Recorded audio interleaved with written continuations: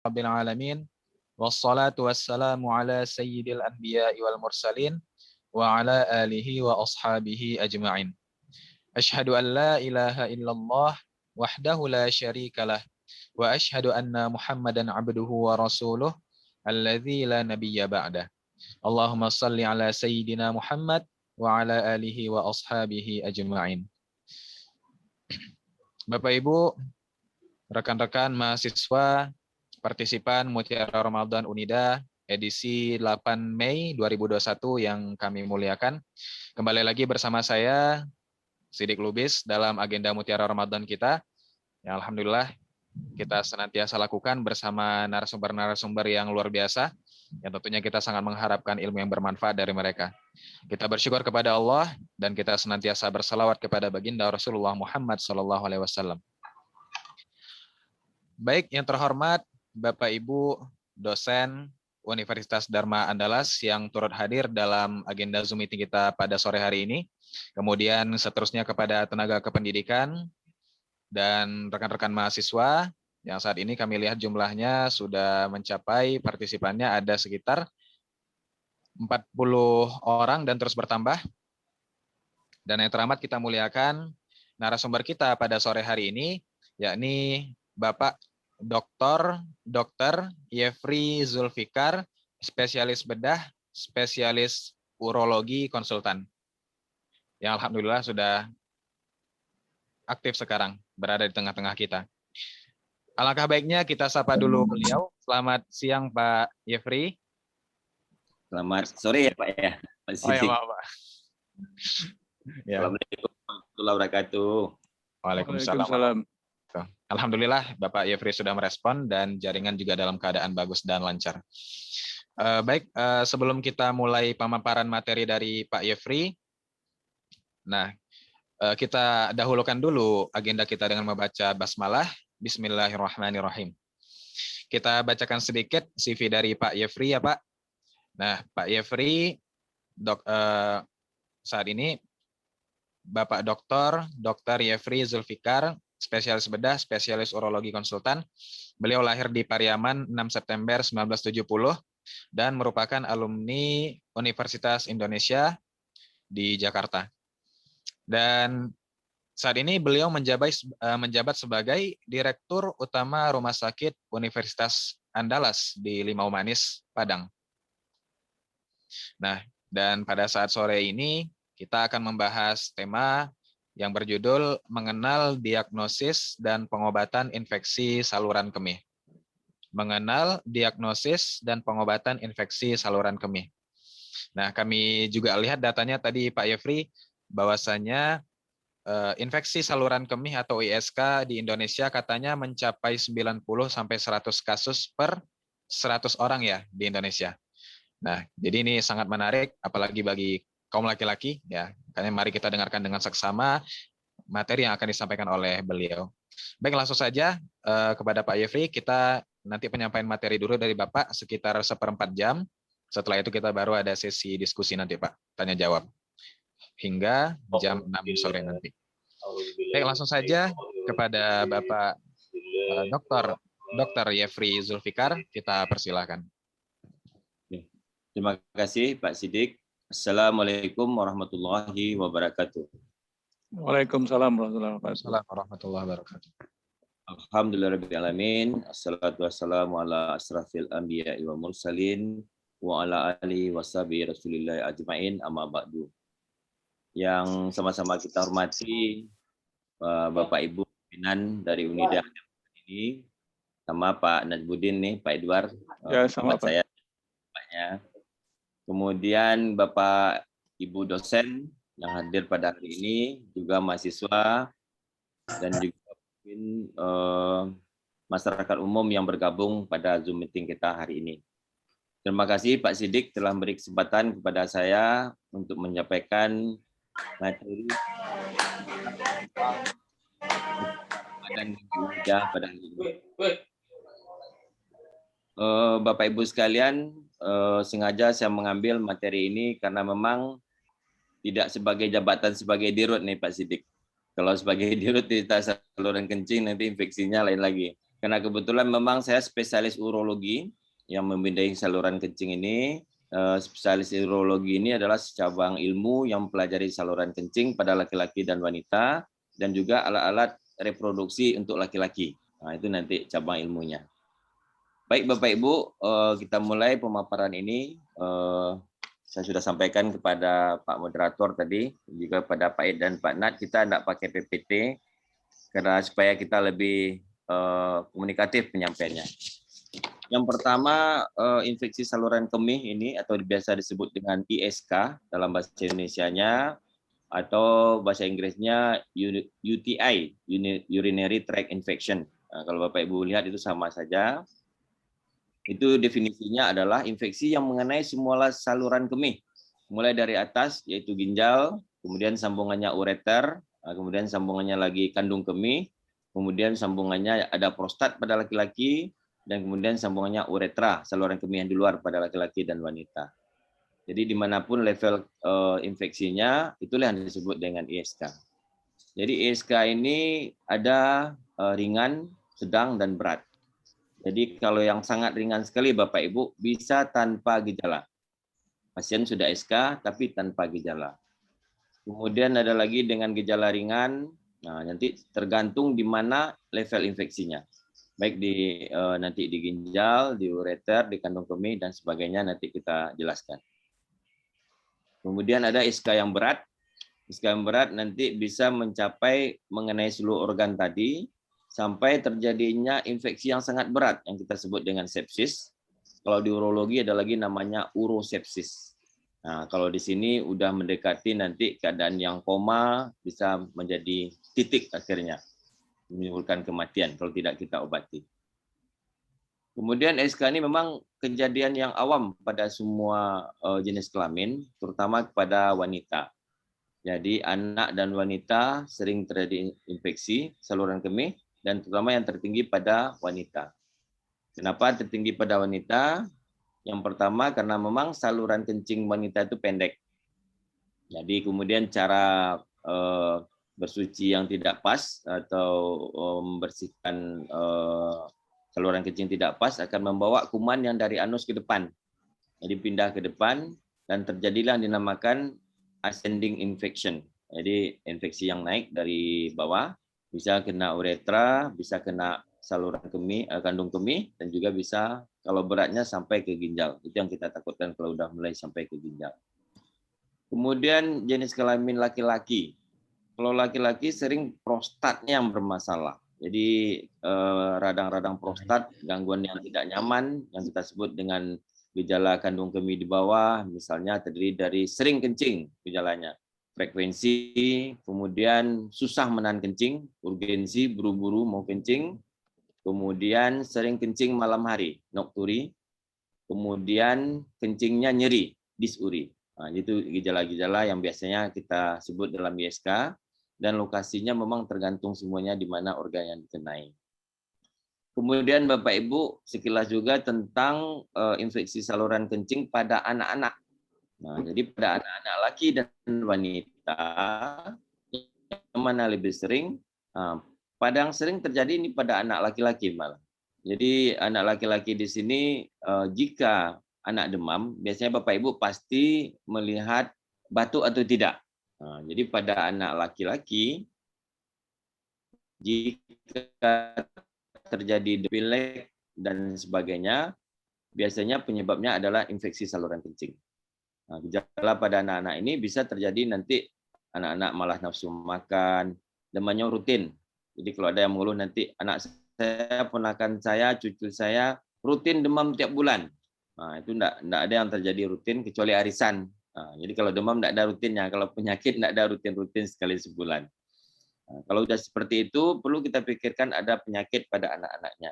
Pada anak laki-laki sering penyakitnya ujung kulupnya itu menyempit. Nah, jadi kalau anak-anak demam, bisa kalau tinggi demamnya bisa kejang demam Bapak Ibu. Kalau udah mulai kejang demam, penyebabnya infeksi saluran kemih, jadi itulah salah satu komplikasinya. Demam yang tinggi menyebabkan demam, menyebabkan anak-anak kejang. Kalau udah kejang terjadi penurunan fungsi otak. Kalau udah anak besar nanti bisa terjadi gangguan fungsi otak seperti anak terjadi seperti ayan, epilepsi dan sebagainya. Jadi artinya diagnosa SK pada anak laki-laki itu tinggal melihat alat kelaminnya, biasanya berapapun umurnya kalau sudah terjadi infeksi berulang tersebut diobati dengan cara disunat. Jadi jangan heran Bapak Ibu nanti kalau ada anak kecil yang disunat, wah keterlaluan dokternya, masa anak baru 1 minggu, baru 2 bulan disunat. Tidak seperti itu. Jadi kalau sunat menurut agama kita mungkin dilakukan pada anak-anak umur kelas 4, kelas 5 SD. Tapi untuk mengenai penyakit, berapapun usianya dilakukan sunat. Jadi dengan bius total tentunya. Nah, kami sering melakukan sunatan pada anak-anak ini dan harus diberitahu ada yang disunat hanya sekali bolehnya. Jadi kalau dari anekdot kita di urologi, sunat lebih sakit daripada melahirkan. Nah, nanti komplain ibu-ibu, kenapa? Karena kalau sakit orang tidak mau berulang-ulang pasti. Nah, kalau melahirkan orang sering berulang-ulang, tapi kalau sunat orang sekali saja. Berarti artinya sunat lebih sakit daripada melahirkan. Kemudian Bapak Ibu yang terpenting lagi mengenai anak-anak ini, gejalanya macam-macam. Nah, jadi mulai kita ambil dari anak laki-laki dulu awalnya, itu sunatnya kita lakukan sirkumsisi namanya bahasa medisnya di sunat tersebut. Itu bisa kita lakukan usia berapapun, begitu diobati penyakitnya ini, insya Allah gejala infeksi saluran kemihnya juga berkurang dan hilang malah. Ya. Kemudian pada anak wanita memang kebiasaan juga seperti pada wanita dewasa juga, salah posisi dan uretra yang pendek bisa menyebabkan infeksi yang meningkat, tapi sering tanpa gejala. Kemudian kita beralih kepada ringan atau sedangnya infeksi ini dan bagaimana cara mengobatinya. Secara keseluruhan Bapak Ibu, gejala-gejala infeksi ini tergantung di mana organ yang dikenainya. Kalau kita mulai merasakan ada anyang-anyangan di awal kencing pada laki-laki atau wanita, biasanya kejadiannya di uretra itu. Uretra, di awal mulai kencingnya itu. Kemudian kalau mulai kita merasakan misalnya nyerinya setelah di akhir kencing, Dok. Atau kadang-kadang ada rasa nyeri yang sangat sampai kencing saya berdarah. Nah, itu kemungkinan besar penyebab infeksinya adalah di kandung kemih. Ada rasa anyang-anyangan dan nyeri di bawah pusarnya ini.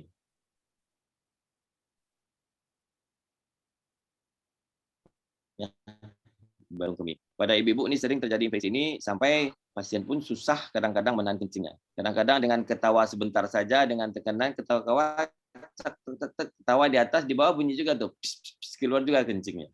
Itu juga merupakan gangguan air berkemih dengan namanya sistitis nanti. Kemudian lagi bisa juga infeksi pada kandung kemih ini diikuti dan disertai dengan batu kandung kemih.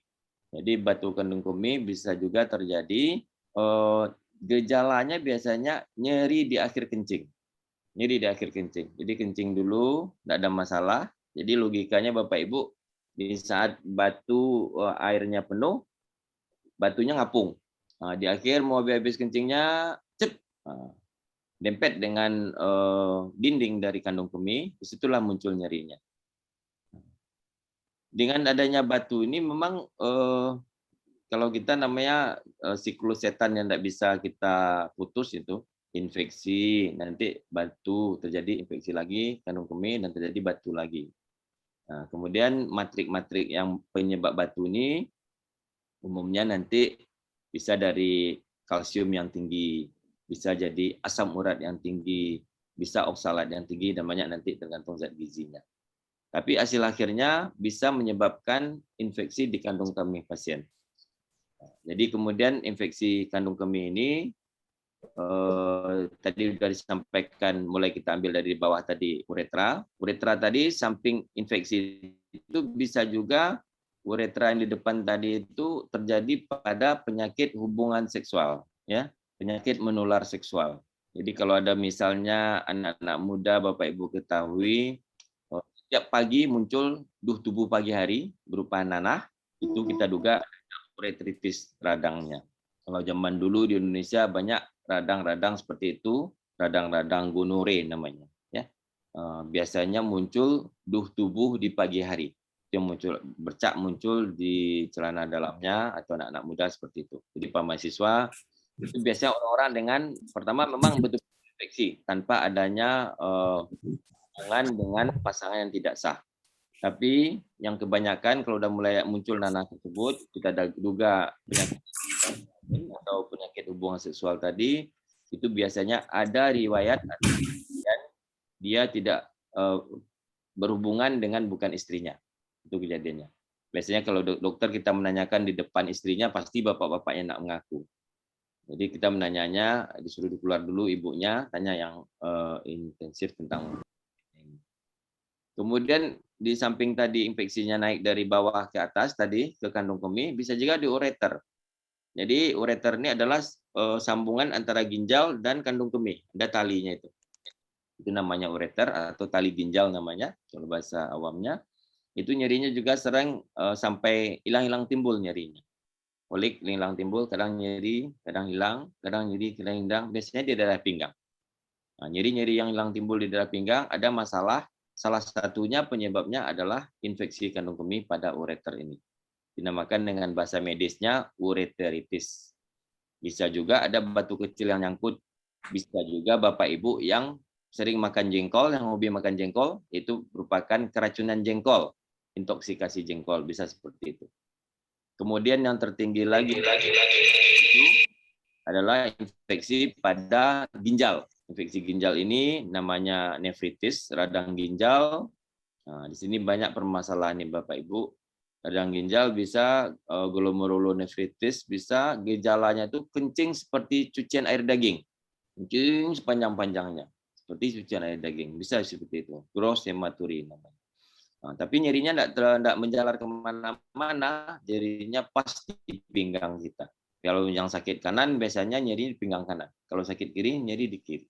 Jadi munculannya bisa karena dengan hematuri, dengan kencing berdarah tadi, berdarahnya khas panjang itu.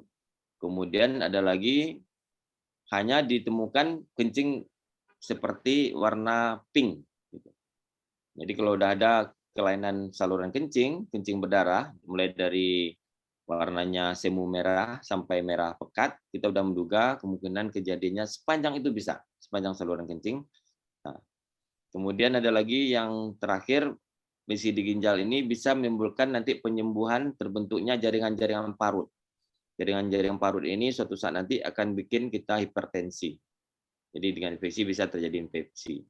Kemudian dengan radang ginjal ini bisa mengganggu fungsi ginjal. Di sana muncul nanti gagal ginjal. Jadi kalau sudah sampai ke atas nanti, kalau gagal ginjal nanti dalam keadaan yang lanjut, pengobatannya berubah menjadi cuci darah. Kemudian pengobatannya lagi bisa terjadi pakai alat selang lagi namanya CAPD, cuci darah sendiri. Dan terakhir pemilihannya adalah transplant ginjal. Kebetulan juga saya waktu itu ketua tim transplant ginjal di Jamil. Di Jamil kita sudah melakukan transplant ginjal sebanyak lebih kurang 10 atau 11 orang. Dan alhamdulillah berhasil dengan baik. Itu memang kompetensi urolog juga memasukkan ginjal baru ke ginjal yang sakit tadi. Saya kira pengantar sementara demikian dulu Pak Sidik. Waktu sudah 15 menit. Mungkin diskusinya ini sangat panjang nih Pak. Kalau bukunya tebal nih, buku tentang infeksi saluran kemih ini tebal sekali. Mungkin kita menghabiskannya dalam lama sekali diskusnya, tapi untuk kepentingan kita sederhanakan. Sederhana tadi kita bagi mengenai levelnya, kita bagi menurut jenis kemihnya, kita bagi menurutnya. Jadi demikian. Assalamualaikum warahmatullahi wabarakatuh. Waalaikumsalam warahmatullahi wabarakatuh.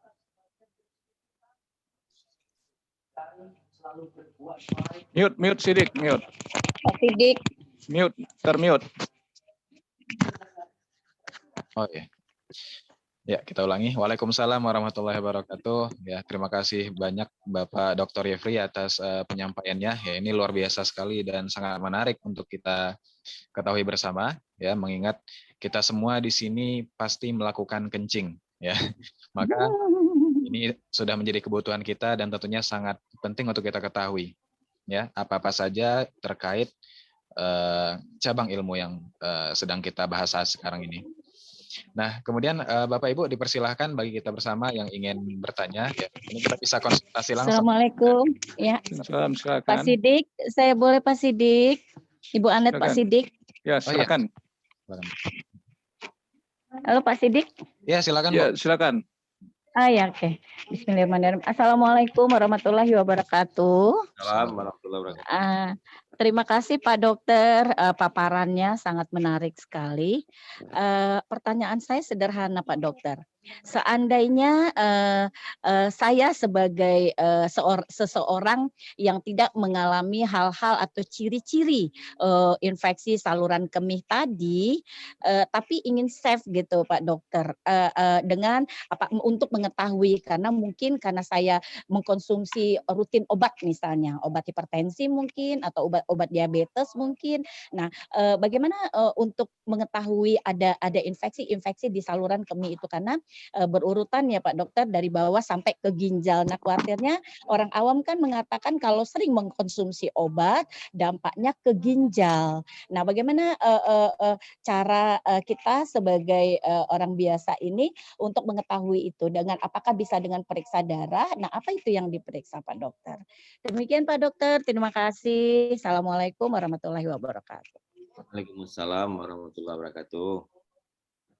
Mana Pak Sidik langsung lewat moderator nih. Langsung aja, Pak. Nggak apa-apa. Terima kasih Bro Bu Anet, Pak. Bu Anet ya. Iya, Pak. Terima kasih pertanyaannya dan bagus. Ini mungkin semua kita ingin tahu nih apakah saya terkena infeksi atau tidak. Iya. Jadi ciri-ciri infeksi itu kalau yang ringan tadi memang tanpa gejala, Bu. Iya. Tanpa gejala. Tapi kalau yang sudah ada gejala seperti yang Bu Anet tadi, pasti semua pasien mencari dokter yang berpasien. Terdekat. Bagi Bapak Ibu yang ingin tahu tentang infeksi saluran kemih ini, pemeriksaan yang paling sederhana adalah pemeriksaan kencing, urin.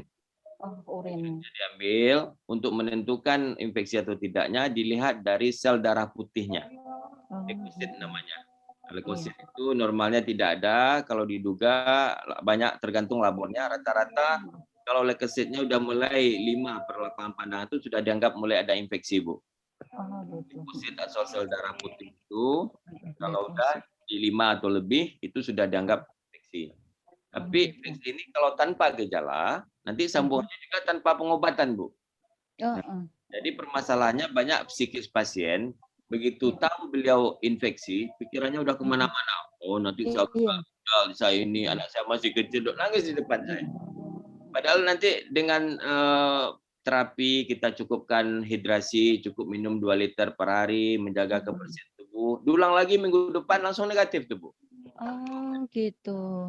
Jadi ketakutan yang berlebihan ini yang kita sering-sering kita nih, begitu orang mendengar infeksi langsung takut. Gagal ginjal nggak, Dok? Cuci darah nggak, Dok? Nanti gimana? Semuanya. Nah, hal yang berbeda kalau nanti misalnya Bapak Ibu mengkonsumsi biasanya di atas 50 tahun atau 40 tahun sudah mengkonsumsi banyak obat-obatan. Iya. Kalau obat-obatan ini yang kita takutkan bukan masalah infeksinya, Bu, tapi mengganggu fungsi ginjal atau tidak. Oh, gitu. Jadi ginjal bisa jadi sepertinya baik-baik saja, tapi periksa fungsinya sudah terganggu fungsinya. Seperti lampu, kalau siang kita lihat lampunya baik-baik saja, tapi begitu dinyalakan tidak berfungsi. Itu artinya kalau di medis anatominya bagus, fungsinya tidak bagus. Untuk memastikan fungsi ini, ini bisa kita bukan mengambil urin lagi, kita mengambil contoh sampel darahnya. Menentukan ginjal berfungsi atau tidak, diambil fungsi ginjalnya normal atau tidak dengan pemeriksaan namanya ureum kreatinin. Urin kreatinin, oke. Ya, ureum kreatinin batas normal berarti fungsi ginjalnya normal. Kalau tinggi berarti ginjalnya terganggu. Oke. Fungsi ginjal normal, misalnya ureum kreatinin dengan batas normal. Kalau rata-rata ureum nilainya 20 sampai 40.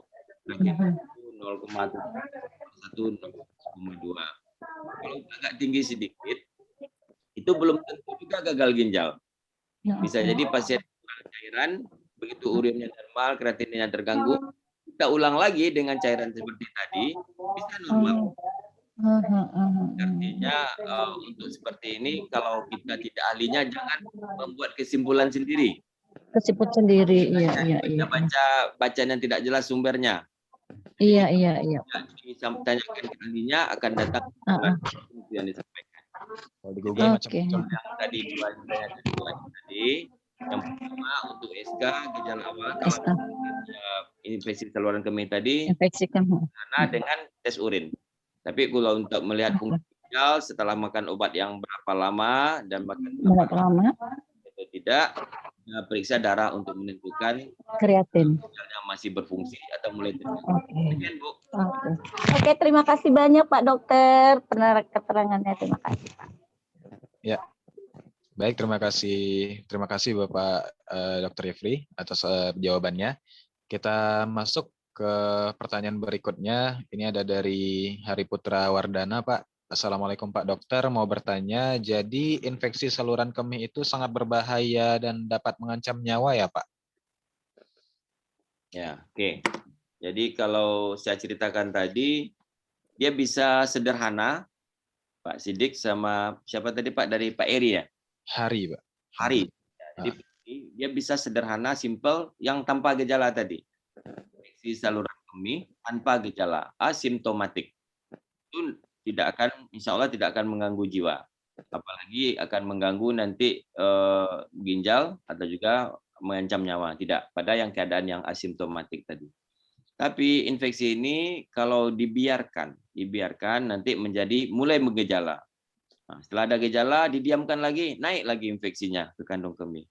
Naik lagi ke ureter, naik lagi ke ginjal, sampai suatu saat nanti terjadi infeksi yang bertumpuk dan terjadinya nanah.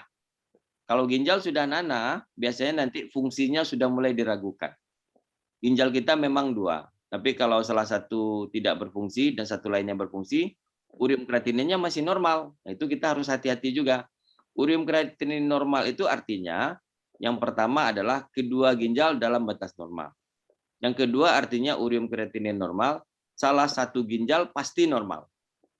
Nah, tapi kalau kita kita senang-tenang saja dengan urium kreatinin normal, padahal keluarnya sudah ada nih.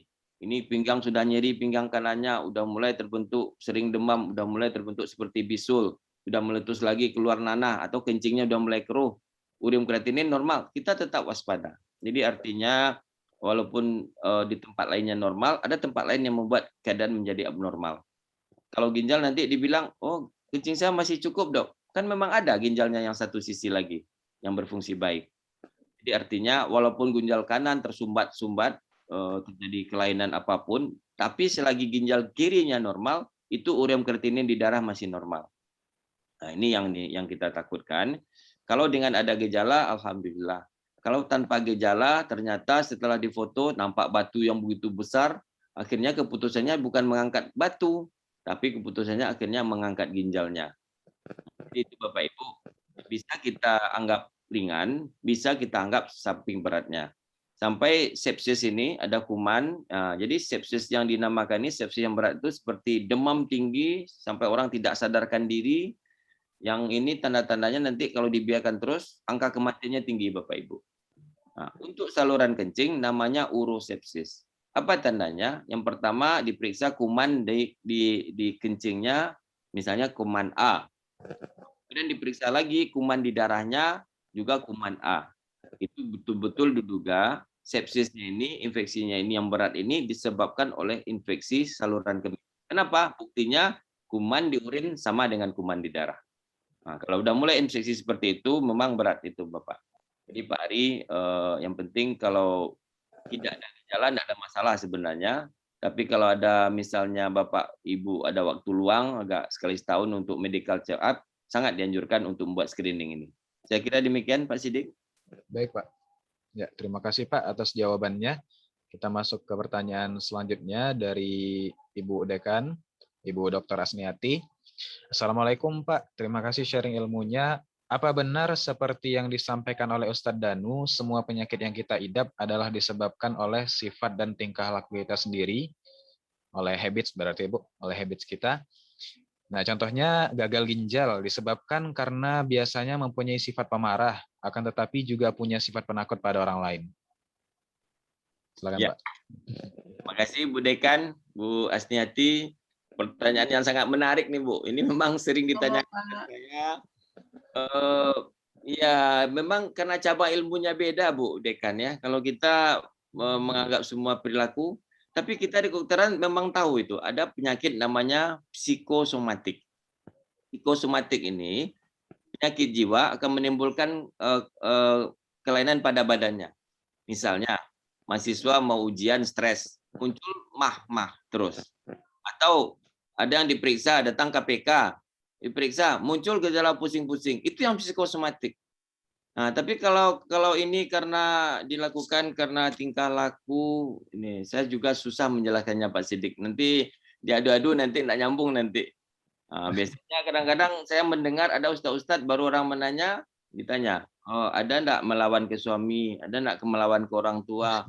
Semua kita pasti ini pernah melawan ke orang tuanya. Semua orang ibu-ibu pasti walaupun dalam hati pasti pernah membantah atau melawan suaminya. Tapi kan tidak semuanya sakit.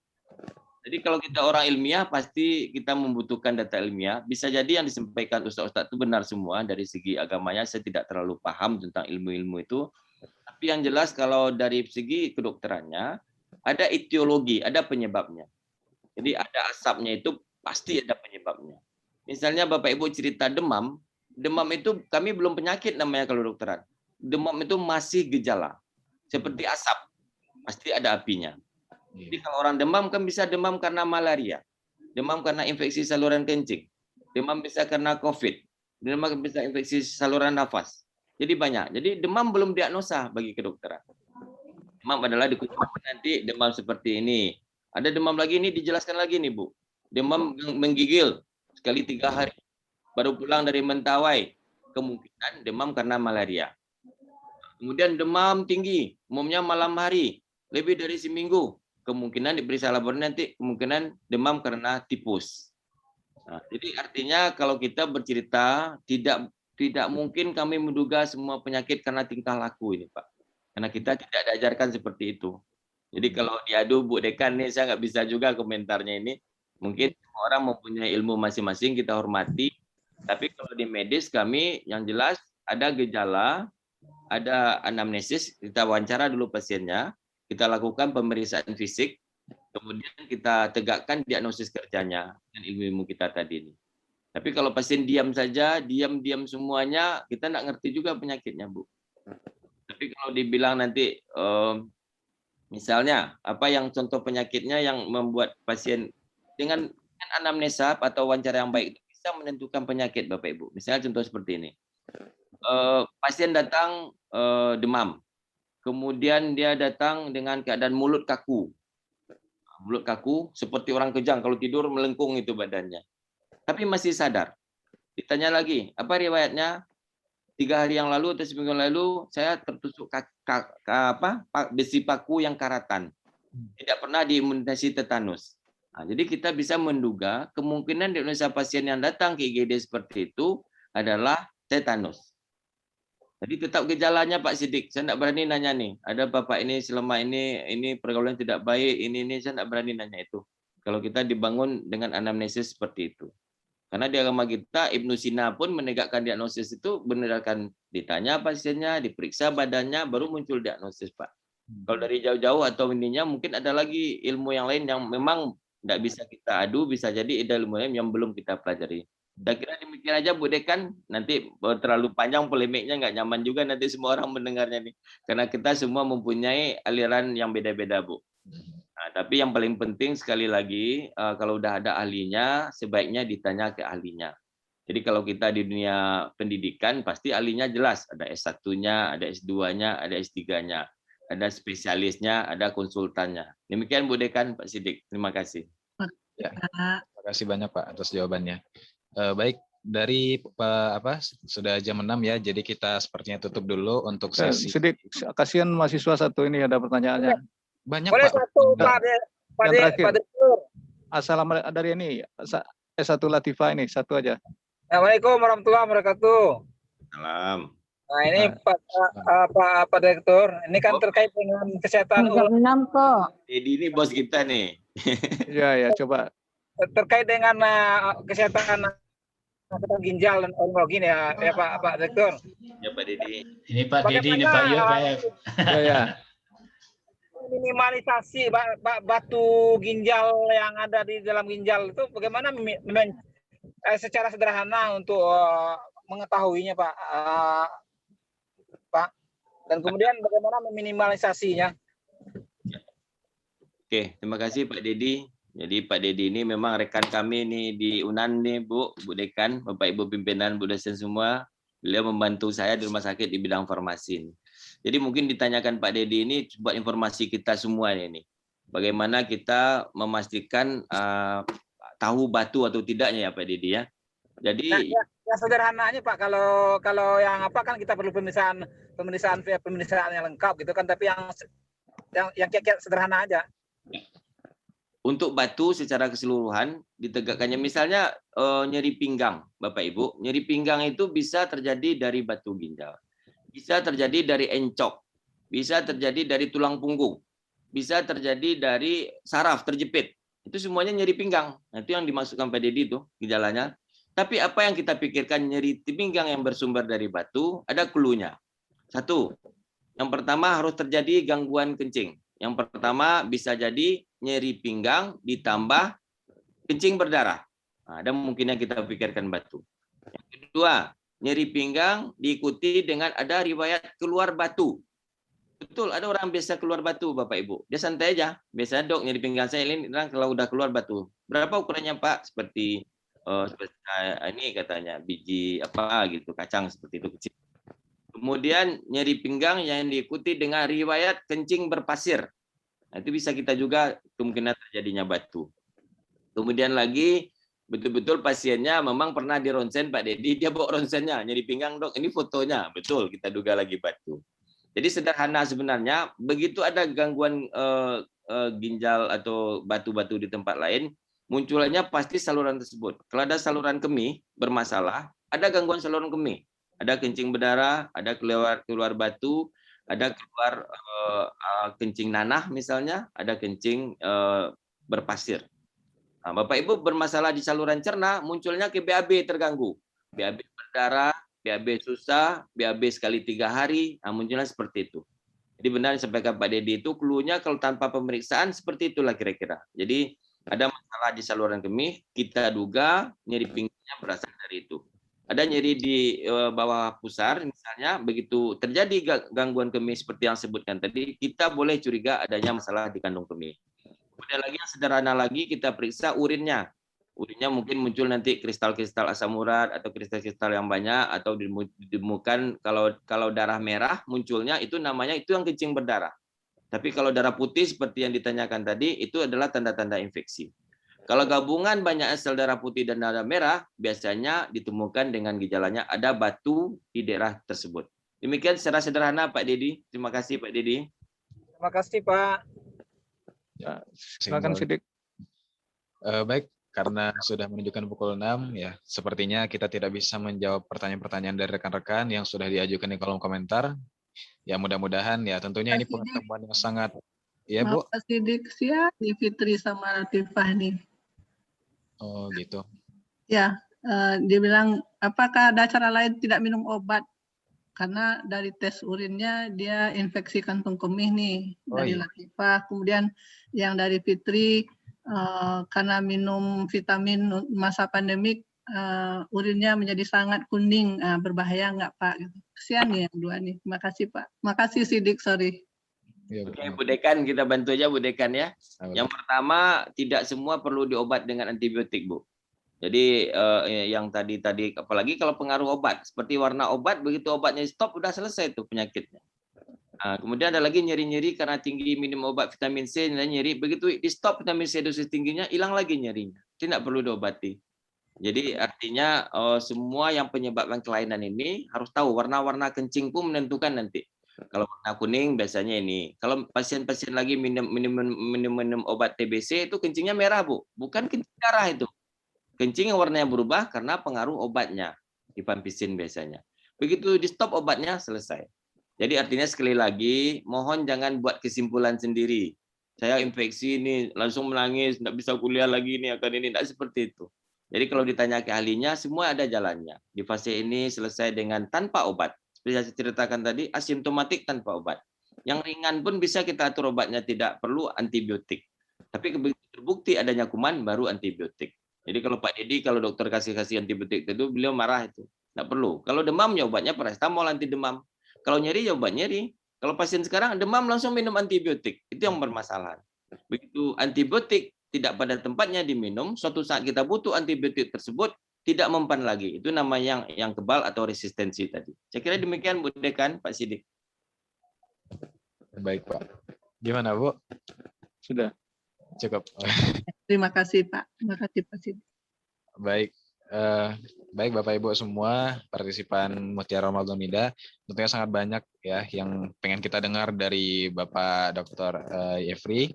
Namun karena keterbatasan waktu apa daya ya, sepertinya kita sudah sampai di penghujung acara kita. Mudah-mudahan insya Allah di kesempatan selanjutnya kita bisa mendapatkan kesempatan lebih banyak untuk bisa berdiskusi atau berkonsultasi dengan beliau insya Allah.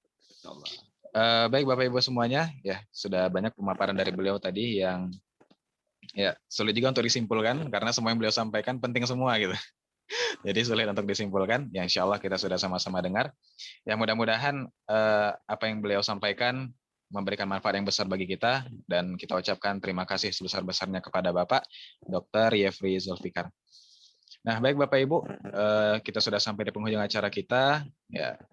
Kami ucapkan selamat berbuka nanti kepada Bapak Ibu yang kita melaksanakan ibadah puasa. Mudah-mudahan Allah menerima segala amal ibadah kita hari ini dan diberikan balasan yang sebesar-besarnya. Baik, kita tutup agenda kita dengan membaca hamdalah. Alhamdulillahirabbil alamin. Subhanaka Allahumma asyhadu an la ilaha illa anta astaghfiruka wa atubu ilaik. Terima kasih atas segala perhatian. Mohon maaf atas segala kekurangan. Wassalamualaikum warahmatullahi wabarakatuh. Waalaikumsalam. Terima kasih banyak. Thanks for sharing ya Pak. Terima kasih Bu Dekan. Izin live ya Bu Dekan. Ya, terima kasih Pak Yef. Ya, Pak Ed. Sampai ketemu lagi lain waktu. Pak Dedi. Ya, salam tadi dari Pak Rektor, minta maaf beliau tidak. Prof Dedi, salam ya Bu. Ya. Assalamualaikum warahmatullahi wabarakatuh. Waalaikumsalam warahmatullahi wabarakatuh. Terima kasih Sidik, Pak Id, Ya, Bapak sama, Ibu Bu. semua.